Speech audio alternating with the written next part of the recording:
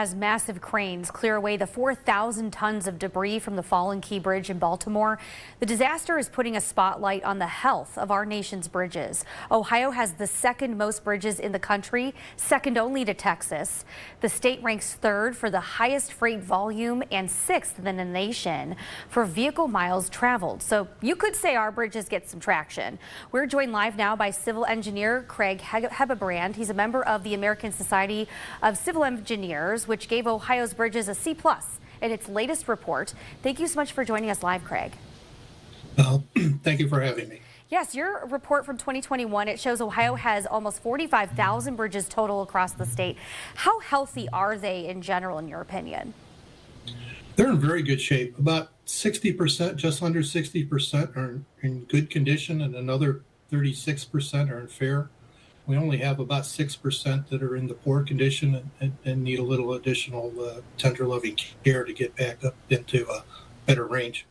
And we have a breakdown of all those stats you mentioned here in your 2021 report on the screen. When a bridge is listed in fair or poor condition, how quickly do some of those bridges need repairs or addressed? Usually there's ongoing maintenance, so there's small items that are constantly being done on a regular basis. Larger items will go out to contract on an annual basis. And really the focus has been on the poor bridges to get those either replaced or repaired. Are there any problem bridges in the Valley or Youngstown area? Well, I know the Market Street Bridge just got some funding from the state of Ohio. So Governor DeWine put out almost $60 million for repair of bridges, and I know that one just was announced.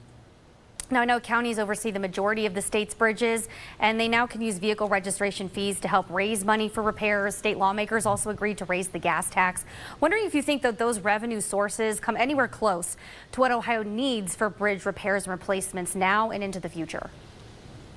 I think right now with those two, the county being able to adjust their tax and the recent change in the state tax, plus the money coming in from the Infrastructure Act, I think right now, well, we've got quite a bit of resources that are available to address these issues. Now, engineers are investigating the Key Bridge collapse in Baltimore. I'm wondering if you think more bridges could see failures like that in our nation, not just here in our state, but other places, if we don't take more proactive measures. What are your thoughts and your reaction to what happened? Well, it was a pretty rare incident. We don't have ships that large, either on the Ohio River. We've got the barges and smaller ships. On the Great Lakes, we've got much smaller ships. Plus, our waterways aren't as wide as that one. So, for the most part, you look at the Cuyahoga, some of these other rivers, the piers are outside the water's edge. So, I don't think something of that nature is likely in Ohio. But certainly, when we look at bridges, we do want to protect them from the possible impacts, particularly if there's something that large of a magnitude that you can't design to resist it. You really have to protect it. Now, Congress passed the bipartisan infrastructure bill. We're hearing about it on the campaign trail. We're hearing about what they're going to do to spend the money. I'm wondering if you think those federal funds will be enough to address all the issues that we have in our country when it comes to infrastructure and bridges. No, they won't solve all the problems, but they will take a dent into the backlog and get us up all those conditions from where they are. One of the issues is that a lot of the infrastructure was built 50, 60 years ago. There was a big building initiative, particularly with the interstate system. So as those age, we're getting bridges that are older and older. So that's one of the challenges is staying up to with the ever-aging bridge infrastructure we have.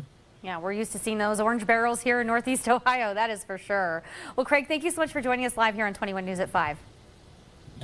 You're welcome.